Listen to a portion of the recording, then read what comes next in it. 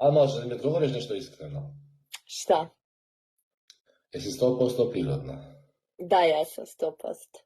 Znači tvrdiš da si 100% prirodna? Da, tvrdim. Bravo. Jesi ti 100% prirodan? Pa vidi, ako kažemo da sam ja 100% prirodan, onda mora da kažem, znači, ko vi žena, ako napravite grudi, ti si već nešto stavio u svoje tijelo i ne možeš više nikada da vidiš isti, razumiješ? Da. Ali možda ja uzimam neke stvari što, evo ja, na primjer, od 5. januara ne treniram. Imao sam operaciju, tako da sam 100% prirodan. A inače uzimam neke stvari, možda XX hvala, možda što nisu dozvoljena, to uzimam samo što mi moje tijelo nalaže. Jel? Kako da kažem da je testosteron neprirodan kad ga moje tijelo samo producira. Pa to je prirodno. Razumeš? Američke studije tvrdu da čovjek od 30 godina muškarac, jer vi žene imate estrogen, mi imamo testosteron, američke studije tvrdu da bi mi muškarci trebali od 30 godine da uzimamo po 1 ml testosterona nedeljno da bi sačuvali naše testoreceptore. Jesi vidjeli onaj naš narod po Balkanu, kako je to 40 godina bore, ugasi se, on više ne zna ni da li je muško ni da li je žensko, razumeš? To je sve toga zato što nisu sačuvali, zato što nisu koristili određene stvari da bi sačuvali svoje testoreceptore. Pa ja mislim da je to sve prirodno, ja smatram to prirodnim. Što kažeš, jedino ako neko mijenja svoj fizički izgled tim operacijama, dodaje nešto, smanjuje, onda možemo da kažemo da nije prirodan. Sad, ne mogu ja da kažem, na primjer, ako sam ja sad stavio u sebe, sad ja ne znam šta stavio u muškarce, može da kaže jedna žena, na primjer, ako je stavila te silikone, da je ona prirodna više. Nije ona više prirodna. Pa nije prirodna, jer na primjer usne, to nije prirodno, nos. Ako stavi, ne znam, šta rade, transplantaciju. Znaš da rade sad transplantaciju obrva? Kako se to radi? Da, i to sam vidjela neki dan, neka uradila transplantaciju obrva, kao presadili joj kosu, dlake, šta li.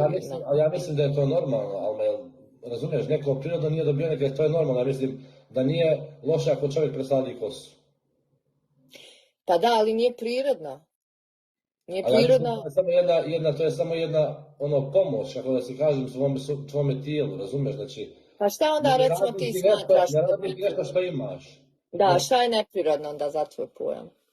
Neprirodno je da žena uradi grudi kad je Bog dao grudi, šta ima da radiš? Dobro, šta još? I to kaže da se mene svidim, pa ako se ti samo sebe ne sviđaš ko što te Bog dao, onda kom će da se svidi više? Pa tako znaš kako vidi, meni kažu što ne smanjiš grudi, kao prevelike su.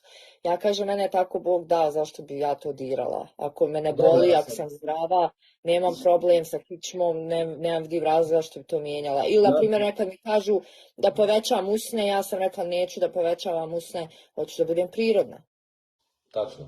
Ja sam čuo jednu našu pevačicu koja je zbog, možda je neki što je znaju poznato, da je ona morala grudi da operiše zbog svojih leđa, dobila je poteškoće u leđima. Pa bude nekad, neko ima problem, ne mogu leđa da izdrže taj teret, ali ja stvarno, evo, mislim, do sad, hvala Bogu, nema problema, ne bole me leđa, ništa mi ne smeta, tako da, uključi se da ostane tako. To treba, ti si 24 sata na poslu, čovječe, to treba nositi. Pa da, nije lako, ali meni stvarno, navikla sam, nije mi Nije lako, pa normalno da nije lako. Pa nije lako, sigurno da nije lako. Sigurno je nekome ko, evo, na primjer muškarcima ili djevojkama koji imaju manje grudi lakše živjeti, ali ja sam navikla tako jer meni od puberteta to krenulo i postepeno je raslo i tako sam se navikla i tijelo se vjerovatno adaptiralo i leđa i mišići i kičma. Tako da stvarno, jedini problem koji imam je da nađem grudnjak određene veličine i majice. To mi je najveći problem. Ja to imam, ja sam garderobom isto problem, ja moram se uvijek svoje džins da naručim ili razumiješ, jer imam one velike, široke noge gore, znaš. Ali ono što misliš, što to žene rade? Pa ne znam, možda nemaju dovoljno samopouzdanja i misle da će im to pomoći da se bolje osjećaju, da imaju više u sebi tog nečeg, da privuku ljude, da ih zavole, da skrenu pažnju na sebe, da budu ljepše, zgodnije. Kako ću ja sad da spavam kad, na primjer, kad znam da me ti voli zbog mojeg izgleda sam? Da. Možda su onda to ljudi koji nemaju, zato kažem samopouzdanje, nemaju šta da ponude duševno i psihički. Pa ja sam čitao jedno video na TikToku, kaže, gdje su najviše gifteri, kaže, gdje su gledalci, gdje su oni slušali. A kaže, zašto gifteri? Gifteri zato što su u privatnom životu do prazne osobe. Znaš, oni pošto pretaravaju. Ne kažem ja što giftam, ko pratim za tebe lava ili evo to je neka čast, ali ti znaš u koji smislu giftanja, 3, 5 miliona, 10. Zato što su, kaže, u privatnom životu toliko prazni da oni sebe dokažuju neko rivalstvo na TikToku, ali to je kratko. Pa vidi, ja ovako ne bi strpala sve u isti koš. Svako zna i zašto lajva i zašto gifta. To svako ima svoj neki razlog. Ne bi rekla da svi imamo isti razlog. Ima sigurno slučajeva gdje su ljudi usamljeni, nemaju nikoga da im kaže neku lijepu riječ i onda na taj način to nadoknađuju da im neko spomene ime, da im se zahvali, da komunicira sa njim.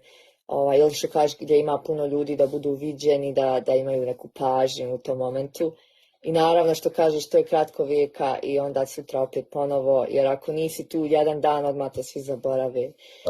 Ljudi, to što nosi masku, to je njena, šta ćeš, to je neki njen kontent, šta ćeš, to je to.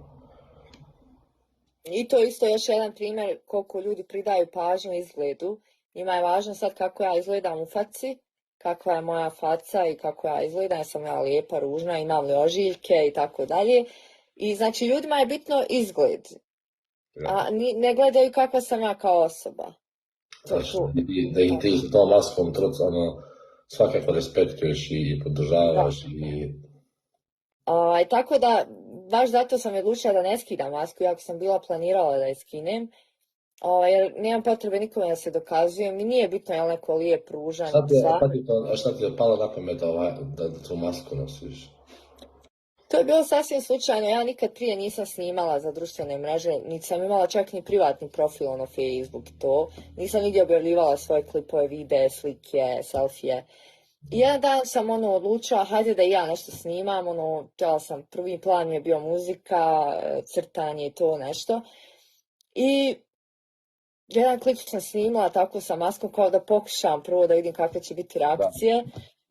To mi je bio prvi klip da ja objavim. I odjednom je taj isti dan krenuo video viral i onda sam odlučila da idem u tom fazonu. Iako nije bio plan da budem non stop sa maskom, onda sam odlučila, super, ovo mi je dobra ideja, da sačuvam svoj privatni život, jer znam da kad neko postane popularniji, da te prepoznaju na ulici, da te zaustavljaju na ulici, da se slikaju s tobom. Šta ja znam, imaju oni fanatika koji te onda prate, postanu opsjednuti. Tako da ima dosta i dušmana koji ti se miješaju ako vide da si uspio u životu, hoće da ti to pokvare. I ovo je moj način da se odbranim od svega toga, da mogu sutra izaći na ulicu, da niko ne zna da sam to ja, da imam jednostavno taj svoj privatni život. Ne želim da se hvalim šta sam ja sve postigla u životu, šta ja imam i gdje sam, kud sam, to stvarno nemam potrebe. Niti ja ulazim u tuđe živote da se ja miješam nekome i da sudimo nekome na osnovu toga čime se ti baviš, šta radiš, koliko imaš para, gdje živiš i tako dalje. To su osobe koje držu do sebe, rijetki su takvi na TikToku, dostač. Sad, znaš, ljudima nikad nećeš biti alma dobro, na primjer. Da. Mene dođe narod, pa ja se ne palim TikTok, evo sad sam upalio malo, eto kad imam vremena. Plujete, pa šta si se napuhao, pa to nije dobro, pa to nije zdravo. Ne znaju oni šta sam ja sve prošao da dođem do takvog tijela, znaš. Ne znaju oni da ja svaki dan po 2,5 sata treniram, ne znaju oni kako ja jedem. Ja jedem nešto što pas ne bira, jedem meso bez soli, ja jedem kilo mesa svaki dan, 5-6 puta na dan i sad ljudi osuđuju me na takve stvari, znaš, a ne znaju šta se sve prošao. Pa to je sve ljubomora i baš zato što ne znaju koliko je to teško, ne cijene to, ne poštuju, ali ne treba uopšte slušati takve ljude, jer očito oni imaju neki svoj problem i pokušavaju nekoga poniziti da bi se on bolje osjećali.